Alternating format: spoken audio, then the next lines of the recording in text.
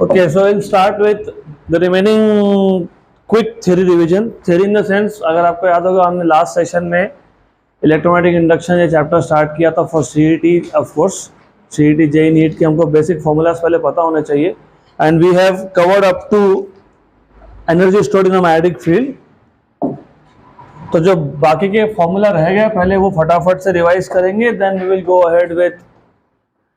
Ahead with MCQs. तो what more you should know question start करने से पहले, और क्या क्या पता होना चाहिए आपको. एनर्जी स्टोर्ड इन सर्किट तक तो हो गया था, हाफ Li². अब और क्या क्या पता होना चाहिए. तो you must know inductance of a solenoid. Inductance of a solenoid.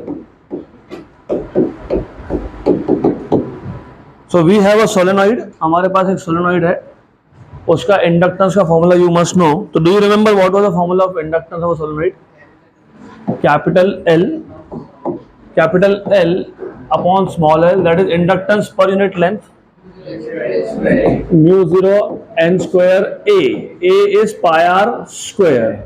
तो inductance per unit length of solenoid is μ0 n² pi r square.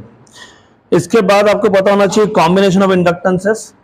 तो we have seen two different combinations of inductances. तो हम इंडक्टर्स को we can connect them in series. तो for example हमारे पास inductor है एक, फिर दूसरा, फिर तीसरा. We are connecting them in series L1, L2, L3 and so on. इसको सीरीज कॉम्बिनेशन बोलते हैं क्योंकि there is only one point common between two inductors. इसको हम लोग बोलते हैं सीरीज कॉम्बिनेशन ऑफ इंडक्टर्स. तो अगर आपको याद होगा series combination of inductors is L1 plus L2 plus L3 and so on. जितने भी होंगे उतने Ln तक. Okay, then you can connect them in parallel also. So if you have inductances in parallel, I will just take the case of two inductances in parallel. तो हमारे पास दो इंडक्टेंसेस है in parallel, L1 and L2.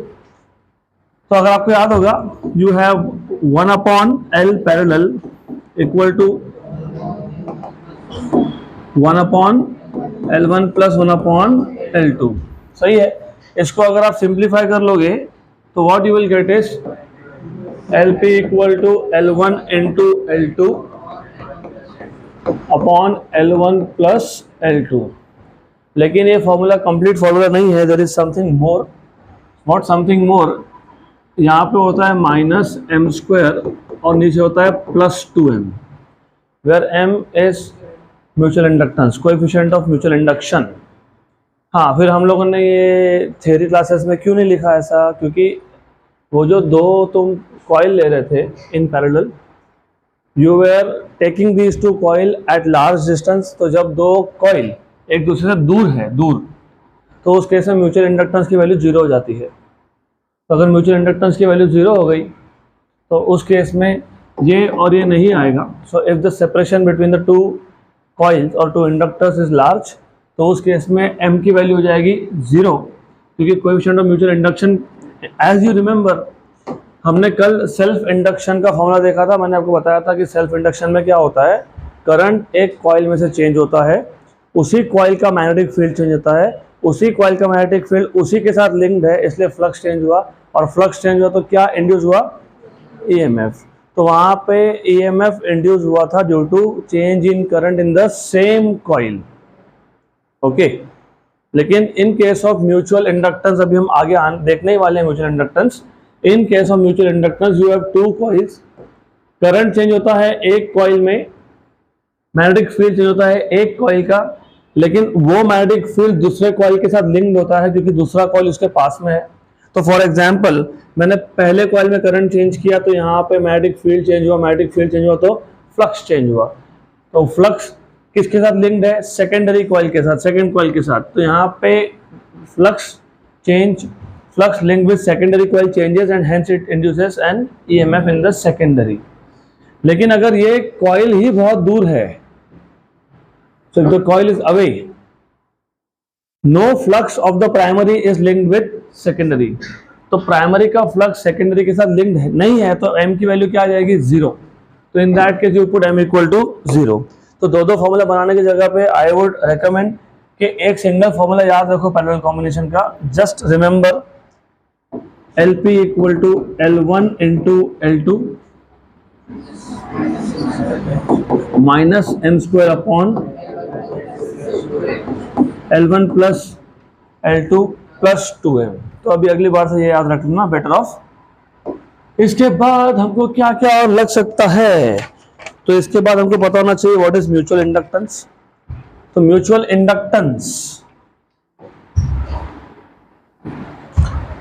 Inductance अभी जो मैं concept आपको बता रहा था वो म्यूचुअल इंडक्टेंस ही होता है. तो म्यूचुअल इंडक्टेंस में first of all you have two coils they are placed close to each other. उसमें से एक जो कॉइल होता है उसमें होता है सोर्स और दूसरे में होता है सिर्फ गैल्वेनोमीटर. दूसरे में सिर्फ गैल्वेनोमीटर लगा देते हो और सोर्स यहां पे कनेक्ट करते हो. तो whenever current linked with primary coil, और बाय द वे यहाँ रियोस्टैट भी होता है, तो one of the coils is connected with the source and rheostat and की एक्सेट्रा एक्सेट्रा, उसको आप बोलते हो प्राइमरी. और जो दूसरा कॉइल है जिसके साथ सिर्फ गैल्वेनोमीटर है उसको बोलते हो सेकेंडरी. तो definitely current will change in the primary, और क्योंकि current in the primary change होगा तो magnetic field of the primary change होगा, और magnetic field of the primary ये सेकेंडरी के साथ लिंक्ड है क्योंकि सेकेंडरी इसके बहुत ही पास में है, राइट. तो in this case EMF is induced in secondary. तो इस कॉन्सेप्ट को बोलते हैं हम लोग mutual inductance. The production of induced EMF in a coil due to change in current in the other coil is called as mutual. तो जैसे आपको सेल्फ इंडक्टेंस का कॉन्सेप्ट याद होगा, हमने बोला था फ्लक्स. सेल्फ इंडक्टेंस में flux is directly proportional to current. यहाँ पे flux linked with secondary is proportional to current in the primary. तो flux linked with secondary is equal to some constant, और यही वो कांस्टेंट जिसको तुम बोलते हो म्यूचुअल इंडक्टेंस या फिर कोएफिशिएंट ऑफ म्यूचुअल इंडक्शन. हो गया ऐसा? गुड. फिर हमको देखना है कि कितना EMF इंड्यूस हुआ सेकेंडरी में. ऑफ कोर्स प्राइमरी में भी होगा क्योंकि प्राइमरी का खुद का फ्लक्स खुद के साथ तो लिंक्ड है, लेकिन वो सेल्फ इंडक्शन है. प्राइमरी में अगर करंट चेंज हो रहा है तो प्राइमरी का फ्लक्स खुद के साथ तो लिंक्ड है, लेकिन प्राइमरी में क्या हो गया, सेल्फ इंडक्शन हो गया. हम यहाँ पे क्या देख रहे हैं, म्यूचुअल. ओके, तो ES equal to minus D phi S by D T. तो ES equal to minus D D T of phi. What is phi S? MIP. तो ES equal to minus MDIP by D T, right. फिर यहां से आपको mutual inductance M मिल गया था E upon DIP by DT. Of course मैं mod ले रहा हूं तो मैंने माइनस साइन छोड़ दिया. फिर आपने म्यूचुअल इंडक्टेंस या फिर कोएफिशिएंट ऑफ म्यूचुअल इंडक्शन को डिफाइन किया था as the ratio of EMF induced in secondary, मतलब EMF induced in one coil to that of rate of change of current in the other coil या फिर neighbouring coil. Good. Then इसके बाद देखा था कोएफिशिएंट ऑफ कपलिंग. तो what is the meaning of coefficient of coupling? Very simple. Coefficient of coupling tells you कि primary का मतलब एक कॉइल का कितना फ्लक्स सेकेंडरी के साथ लिंक्ड है. क्योंकि देखो ऐसा है, करंट तो प्राइमरी में है तो मैग्नेटिक फील्ड तो प्राइमरी ने जनरेट किया, तो ये फील्ड लाइंस तो प्राइमरी के है. तो ऐसा हो सकता है कि प्राइमरी का 50% फील्ड सेकेंडरी के साथ लिंक्ड है, 75% लिंक्ड है. तो उसके लिए हम लोग डिफाइन करते हैं something called as coefficient of coupling. Coefficient of coupling. तो coefficient of coupling just tells you that how much flux of primary is linked with secondary. और इफ यू रिमेंबर उसका फॉर्मूला याद है अगर आपको, तो M is equal to some constant K under root of L1 into L2 where K is coefficient of coupling. फिर अगर आपको याद होगा तो इसके तीन हमने वैल्यूज देखी थी. अगर K की वैल्यू 1 आ गई तो परफेक्टली कपल्ड बोलते हो. तो इफ K इक्वल टू 1 इसका मतलब ये होता है कि प्राइमरी का 100% फ्लक्स किसके साथ लिंक्ड है, सेकेंडरी के साथ. तो फॉर k इक्वल टू 1 इसको बोलते हो परफेक्टली कपल्ड।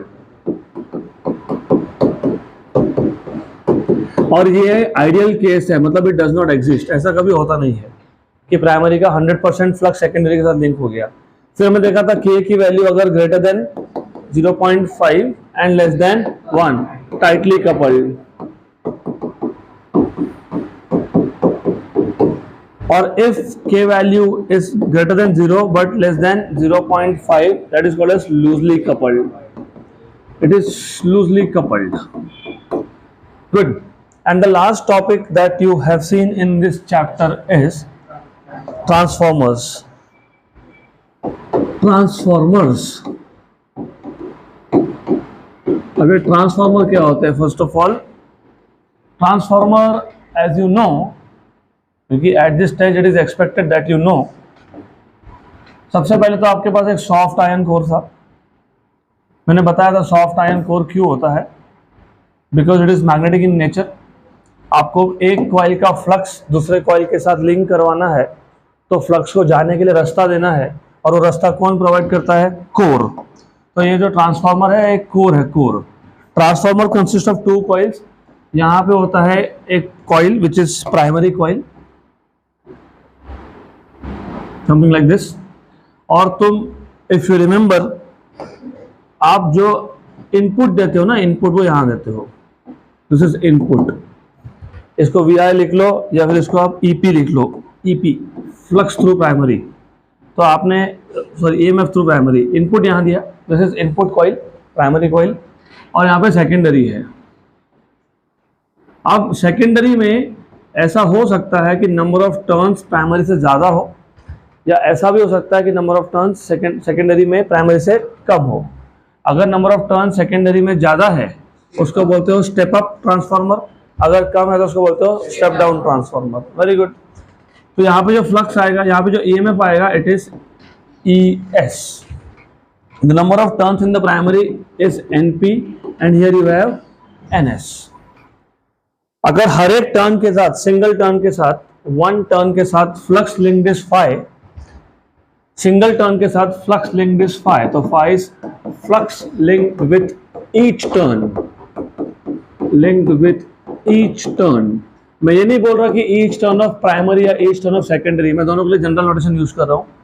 तो total flux linked with primary will be NP into phi and total flux linked with secondary is NS into phi, correct? तो EMF induced in primary, by the way primary में होगा self induction, क्योंकि supply कहाँ दिया, primary को, तो magnetic field किसका generate हुआ, प्राइमरी का। प्राइमरी ने मैग्नेटिक फील्ड जनरेट किया, और वो magnetic field through this soft iron core it is linked with secondary. तो जब प्राइमरी में करंट चेंज होगा तो डेफिनेटली जो मैग्नेटिक फील्ड है प्राइमरी का वो भी चेंज होगा, और प्राइमरी का खुद का मैग्नेटिक फील्ड खुद के साथ तो लिंक्ड है ही। तो प्राइमरी में होगा सेल्फ इंडक्शन और सेकेंडरी में होगा म्यूचुअल इंडक्शन। गुड। तो in this case EMF induced in the primary, as you know, it is minus d phi p by dt। तो ये हो जाएगा P equal to minus d dt of NP phi। तो EP equal to minus NP d phi by dt। Similarly, EMF induced in secondary will be minus NS d phi by dt। सिर्फ secondary में as I told you it is mutual induction. दोनों को जब divide कर दोगे तो d phi by d t cancel हो गया, माइनस माइनस भी कैंसिल हो गया, you have NP by NS। इसको बोलते हो ट्रांसफार्मर इक्वेशन। तो ये जो है this is called as transformer equation, equation of transformer. और उसमें जो ये रेशियो आ गया ना NP बाई NS, इसको बोलते हो टर्न्स रेशियो। क्या बोलते हैं इसको, टर्न्स रेशियो, क्योंकि it gives you the ratio of number of turns in the primary to the number of turns in secondary. Good. और अगर आपका ट्रांसफार्मर आइडियल हुआ, आइडियल ट्रांसफार्मर में input power is equal to output power होता है। तो for an ideal transformer, for an ideal transformer input power is equal to output power.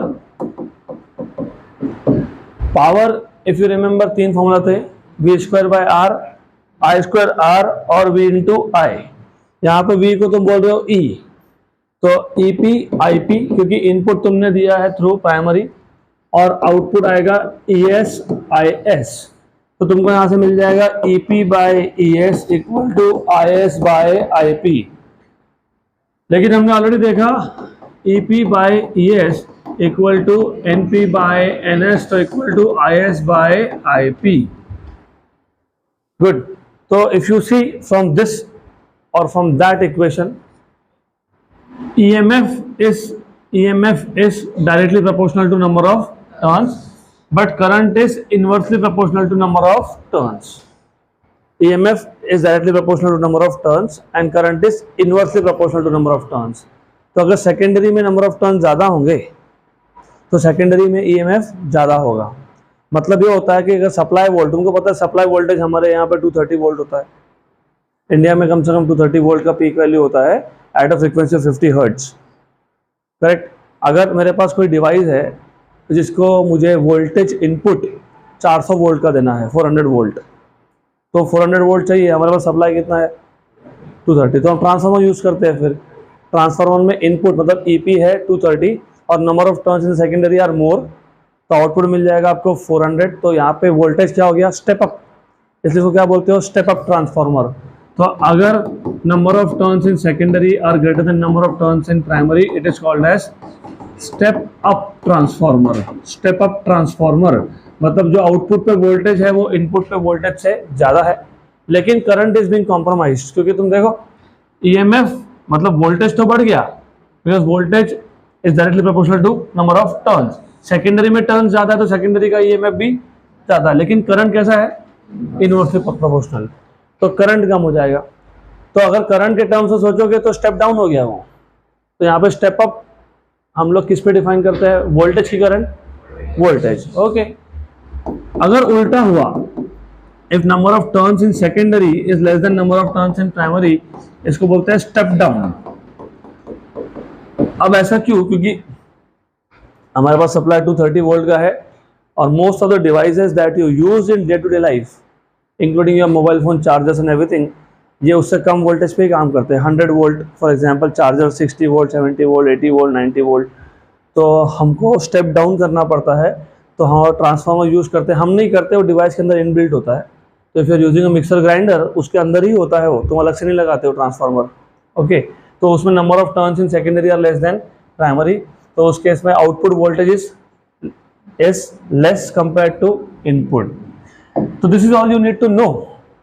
यहाँ तक हो गया आपके basic theory formulas and theory का रिवीजन। तो now will start with of course MCQs।